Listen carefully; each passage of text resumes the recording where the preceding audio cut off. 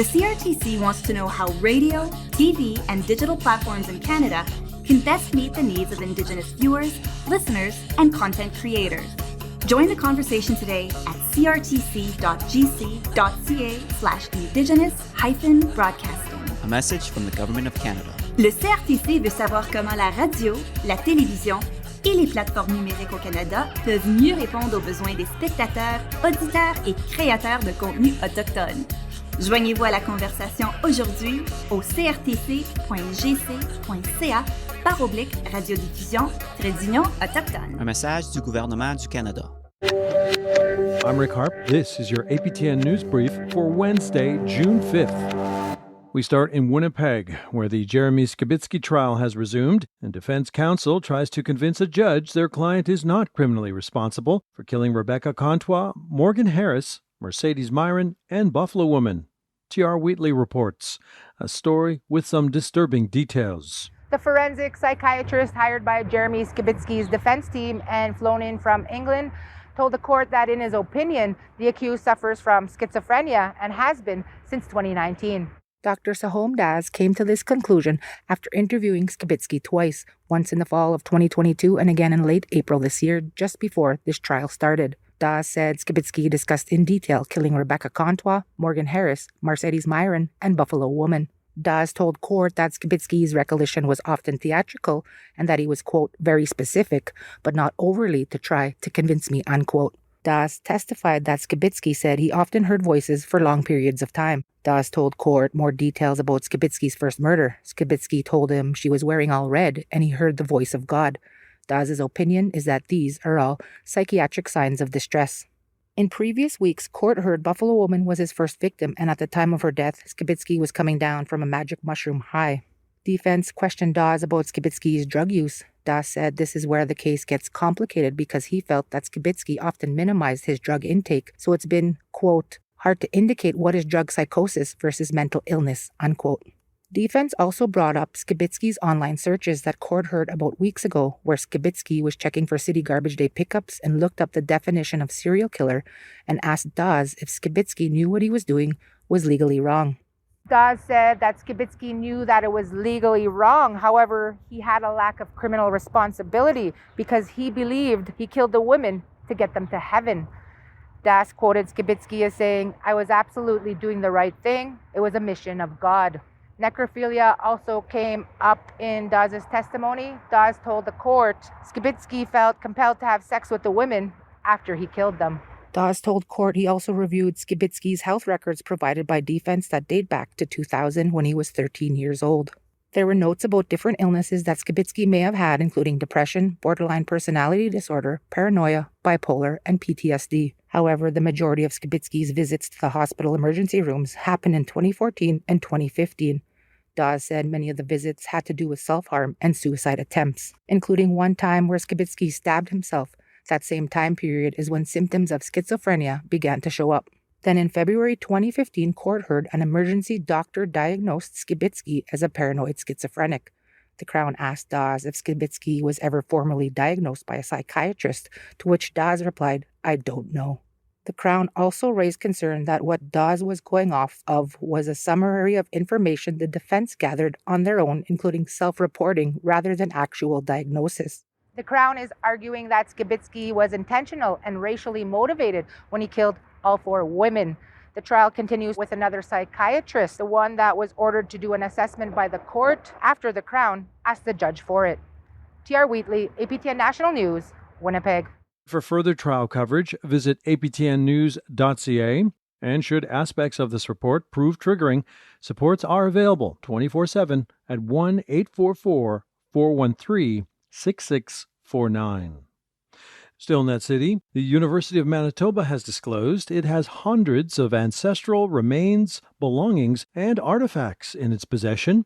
Now it wants to return them to their rightful owners. Sav Jonesa has more. The University of Manitoba did not live up to its ideals in their true form. The University of Manitoba is publicly apologizing for their collection of Indigenous ancestral remains, a collection they are now calling inappropriate. Today, we begin by atoning for these historic failures. We apologize for these past wrongs. We are sorry. University President Michael Benarosh says the process of rematriating and repatriating, or the returning of the human remains and burial artifacts, will start immediately.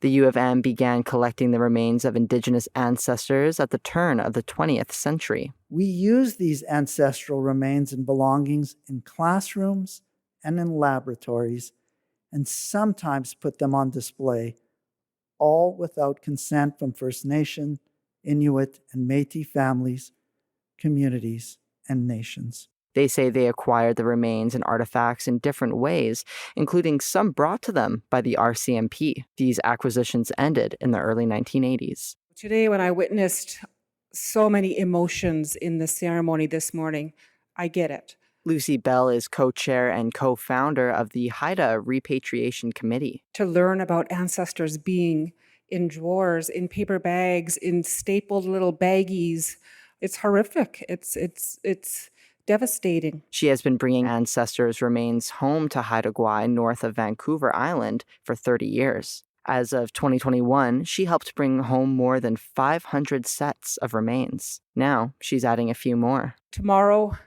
we take home 4 of our ancestors from this institution, and it's not easy work. It never gets easier to be handling the bones of our ancestors. Bell hopes that other institutions holding ancestral remains, like Simon Fraser University in Vancouver, will follow the U of M's footsteps. Sav Jonza, APTN National News, Winnipeg. The Grassy Narrows First Nation is suing the feds and Ontario over decades' worth of pollution. The First Nation alleges both governments breached the nation's treaty rights and failed to protect against or remedy the effects of mercury and other pollutants discharged by a pulp and paper mill into the English and Wabigoon river system. The legal action calls on both levels of government to, among other things, remediate and protect the river system, Grassy Narrows territory, and area fish and wildlife. And back in the 1960s, the Dryden Mill discharged various substances into the Wabigoon River, including 9,000 kilograms of inorganic mercury. The suit says contamination of the river system has negatively affected Grassy Narrows up to the present, including impacts to the environment, to the ability to safely fish for food or commercially, thus affecting the ability to earn a livelihood and to maintain a way of life. The suit says mercury levels in fish, upon which the people of Grassy Narrows rely, remain elevated beyond safe levels for human consumption. Now, many in Grassy Narrows suffer a myriad of conditions associated with the contamination.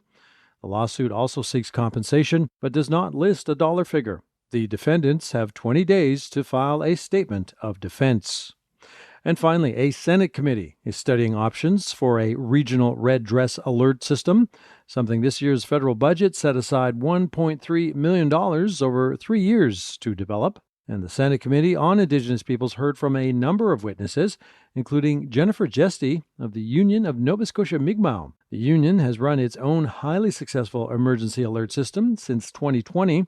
Jesty told the committee their system works because it's simple and user-friendly. I think the most important part of the reason why our alert system is so successful, because it was easy. We didn't complicate it.